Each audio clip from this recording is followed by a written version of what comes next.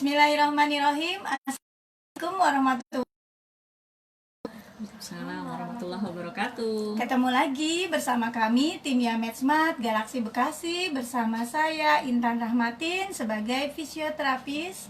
Saya Ika Agustina sebagai okupasi terapis. Mamai Mayasari, behavior terapis. Nah, teman-teman dan ayah bunda dimanapun berada, di sesi kali ini kita akan lanjutkan 9 prasyarat belajar menulis pada anak yang harus diperhatikan. Di sesi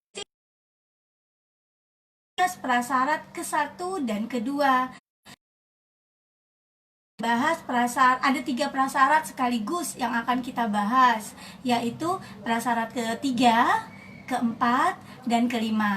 Nah, Bu Mamai, apa saja tuh prasyaratnya? Ya, kali ini kita akan membahas 3 prasyarat. Yang ketiga itu prasyaratnya adalah kekuatan otot, kemudian yang keempat prasyarat kekuatan bahu, dan yang kelima prasyarat kekuatan kestabilan kestabilan otot lengan dan jari. Oke.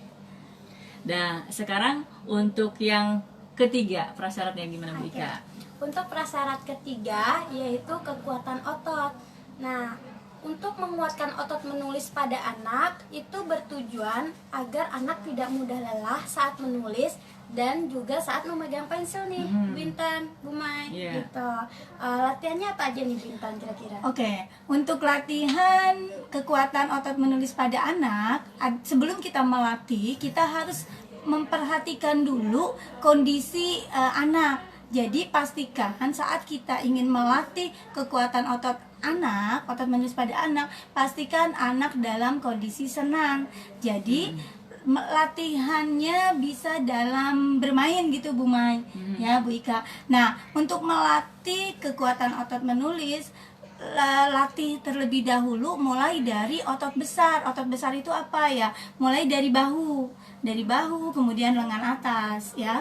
Nah, untuk menguatkan otot-otot bahu, Bu Mai, Bu Ika, ini bisa dengan latihan yang sederhana, yaitu lempar tangkap bola, kemudian ajak anak untuk merangkak, ajak anak untuk memanjat. Nah, ini gunanya untuk menguatkan otot-otot besar, dan ini otot besar ini mendukung untuk menulis anak nantinya. Nah, gitu. Gimana Bu Mai, prasyarat yang keempat ya sekarang kita. Sekarang prasyarat yang keempat, Bintan. Nah, prasyarat yang keempat ini adalah kestabilan bahu.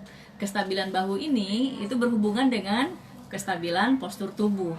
Dan kestabilan postur tubuh itu sangat erat kaitannya dengan kestabilan dari bahu dan juga kestabilan lengan dan jari. Seperti itu, Bintan. Oh, jadi kalau misalnya otot bahunya lemah, maka berarti otot pada lengan dan jari-jari juga nggak stabil ya, Bu Maya? Iya, betul. Jadi kekuatan untuk otot lengan dan jari itu sangat berpengaruh dari kekuatan bahunya itu. Oleh karena itu memang postur tubuh sangat diperlukan untuk siap terlebih dahulu.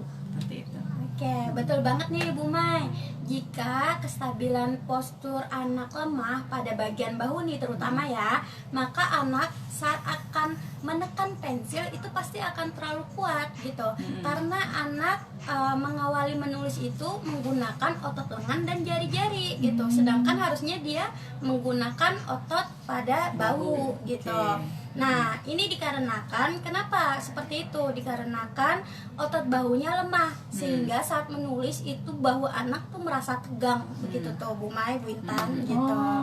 Nah, untuk prasyarat yang kelima apa nih, Bu? Oke, sekarang berarti kita masuk ke prasyarat yang kelima ya. Tadi prasyarat ketiga dan keempat, sekarang kita masuk ke prasyarat yang kelima, yaitu kestabilan lengan dan jari. Nah, prasyarat kelima ini berhubungan dengan prasyarat yang ketiga dan keempat.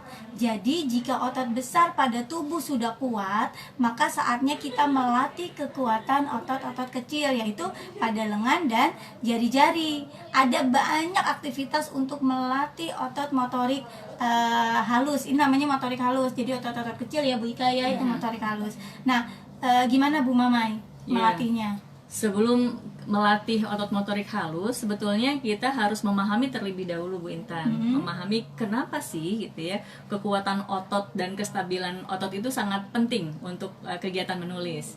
Jadi kekuatan otot dan kestabilan otot itu sangat penting karena memang untuk tadi akan menentukan anak supaya bisa mengkoreksi gitu ya, supaya bisa mengkoreksi pola pegang pensilnya. Kenapa harus seperti itu? Karena kalau anak sudah mampu mengkoreksi pola pegang pensil, maka tulisan anak pun juga akan lebih rapi dan proporsional gitu. Apalagi misalnya ketika anak diharuskan menulis dalam jumlah banyak ya, atau lama, maka ya kekuatan itu sangat berpengaruh. Kalau misalnya ototnya lemah, otomatis tidak akan bertahan lama. Ya, jadi tidak akan kuat menulis lama. Jadi tidak stabil akhirnya gitu ya tulisannya. Jadi mungkin awalnya bagus, lama-lama akhirnya jadi berantakan. Berarti kalau sudah bagus nanti anak sudah siap ya Bu Mamai. Iya. Sudah siap, Ya, kemudian betul. juga nggak mudah lelah ya Bu Ya, Mai, nggak ya. mudah lelah, tetap luas ya saat menulis sampai selesai tugas menulisnya, Ya, gitu ya Bu Mai. betul. Gimana Bu Ika? Ya, saya mau nambahin nih untuk aktivitas yang dapat dilakukan di rumah. Nah, aktivitas yang dapat dilakukan di rumah untuk penguatan dan juga kestabilan pada motorik halus itu ada banyak. Nah, saya kasih contoh aja beberapa ya, seperti bermain play-doh, bermain karet gelang, bermain kertas, sobek kertas, melipat kertas. Nah, itu sangat bagus juga buat latihan. Kemudian juga menyusun balok, jadi menara misalnya 3 balok, 4 balok gitu. Kemudian juga aktivitas mewarnai atau juga aktivitas menggambar juga bisa untuk latihan motorik halusnya. Jadi Begitu. sebetulnya latihan motorik halus itu nggak mesti juga pakai alat yang mahal-mahal Iya, dan bagus, bisa atau harus dikerjain. yang bisa didapatnya di tempat rapi atau di sekolah gitu. Di rumah pun juga bisa ya Bu Ika Bisa ya. juga dilakukan Oke. itu. Nah, begitu Bu Mai, Bu Iya. Intan. Oke, seru banget nih hari ini ya. Kita bahas 3 prasyarat sekaligus. Ayah Bunda dan teman-teman, kita sudah membahas 5 prasyarat dari 9 prasyarat kesiapan menulis pada anak. Berarti masih ada 4 prasyarat lagi ya Bu Mama, Iya. Bu Ika ya. Nah, Ayah Bunda dan teman-teman tetap ikuti terus sesi-sesi kita berikutnya karena masih ada 4 prasyarat yang akan kita bahas. Terima kasih Ayah Bunda dan teman-teman sudah menyimak dan menonton FB Live ini. Ya, Metsmart. Tetap semangat. Karena kita Orang tua hebat. Wassalamualaikum warahmatullahi wabarakatuh.